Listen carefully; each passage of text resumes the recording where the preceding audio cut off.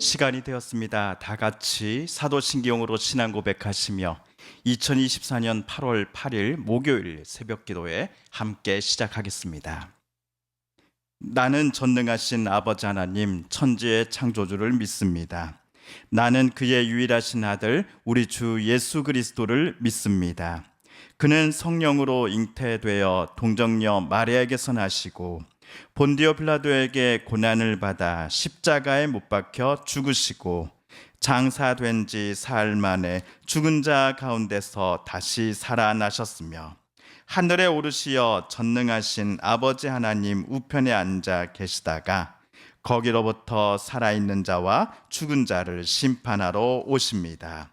나는 성령을 믿으며 거룩한 공교회와 성도의 교제와 죄를 용서받는 것과 몸의 부활과 영생을 믿습니다. 아멘. 오늘 우리 함께 읽을 기록된 하나님 말씀, 구약의 말씀 학개서 2장 20에서 23절까지의 말씀입니다. 구약 1312쪽경에 있는 학개 제2장 20에서 마지막 23절까지의 말씀 오늘 함께 읽고 묵상합니다. 그달 24일에 여호와의 말씀이 다시 학개에게 임하니라 이르시되 너는 유다 총독 수룹바벨에게 말하여 이르라. 내가 하늘과 땅을 진동시킬 것이요 여러 왕국들의 보좌를 엎을 것이요 여러 나라의 세력을 멸할 것이요 그 병거들과 그 탄자를 엎드러뜨리리니 말과 그 탄자가 각각 그의 동료의 칼에 엎드러지리라. 만군의 여호와가 말하노라. 스알디엘의 아들 내 종 수룹바벨아, 여호와가 말하노라. 그날에 내가 너를 세우고 너를 인장으로 삼으리니 이는 내가 너를 택하였음이니라. 만군의 여호와의 말이니라 하시니라. 아멘.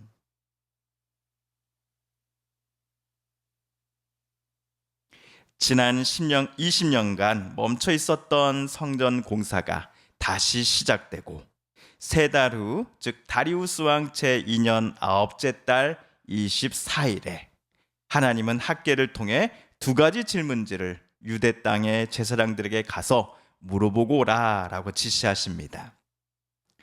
학개가 이날 받았던 하나님께서 주셨던 질문지에는 율법에 관한 내용들이 적혀져 있었습니다. 그가 받은 질문지는 무엇을 하면 율법적으로 부정한 상태가 되는지, 어떻게 하면 부정함에서 정함으로 다시 회복될 수 있는지를 내포하고 있는 질문들로서 실제로 일어날 가능성이 꽤 높은 사례들로 만들어진 것들이었습니다. 제사장들은 학개가 묻는 이 두 질문에 모두 정답을 주저없이 대답하였습니다. 그들은 율법의 전문가들이었기 때문입니다. 그런데 학개는 하나님의 지시하심에 따라 정확한 답을 말한 그들을 꾸짖었습니다.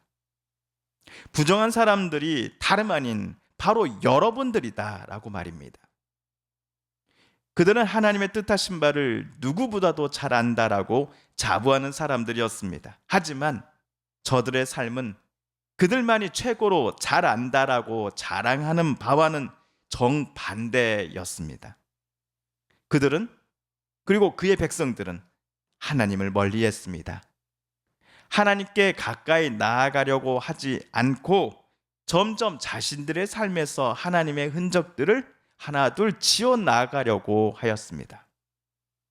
그래서 하나님은 저들에게 너희들은 바벨론 포로에서 되돌아오고 성전 공사를 재개하기 직전까지 약 20여 년간 부정한 상태로 살아왔던 사람들이었음을 학개를 통해 어제 지적하셨던 것입니다.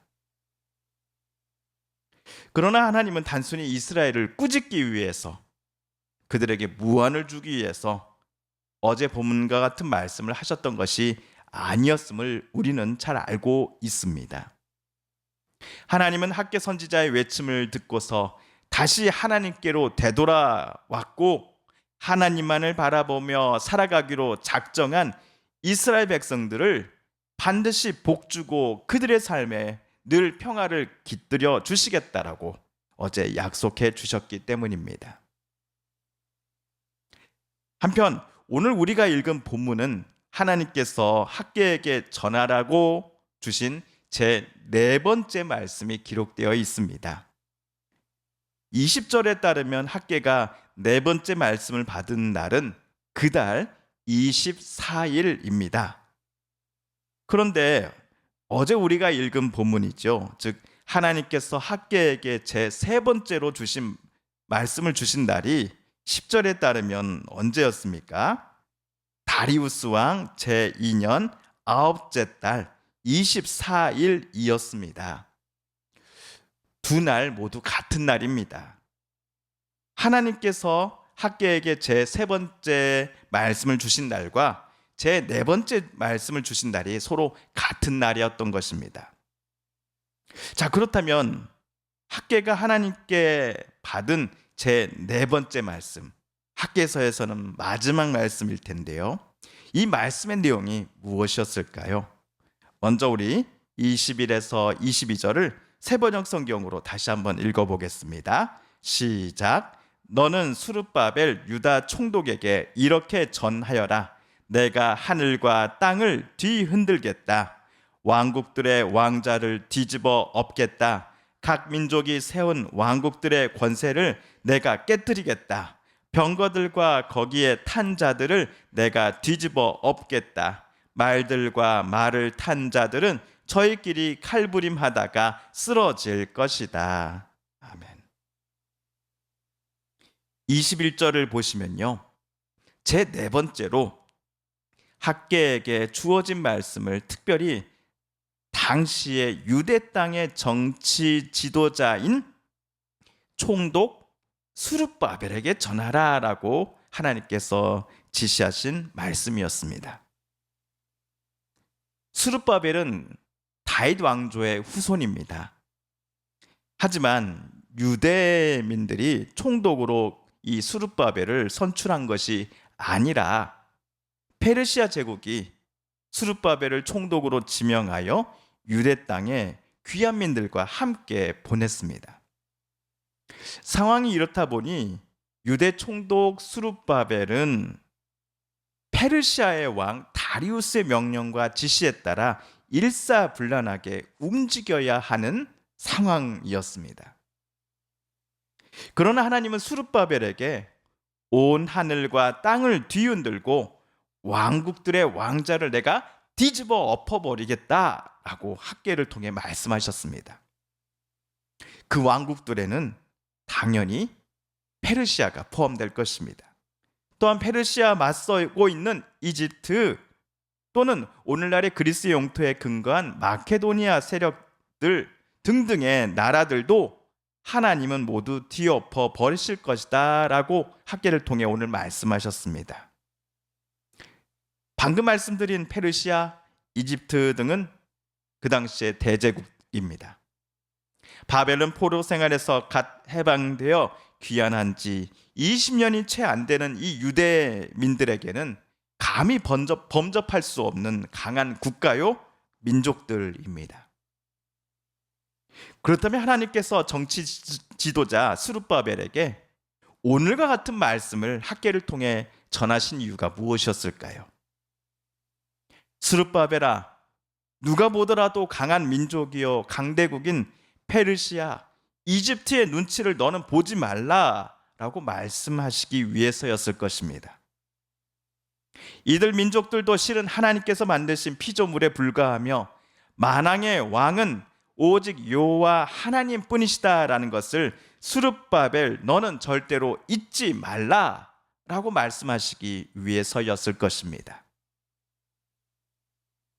우리 마지막 학개서 23절을 세 번역으로 읽어봅니다. 시작. 나 만군의 주의 말이다. 스알디엘의 아들 나의 종 스룹바벨아, 그날이 오면 내가 너를 높이 세우겠다.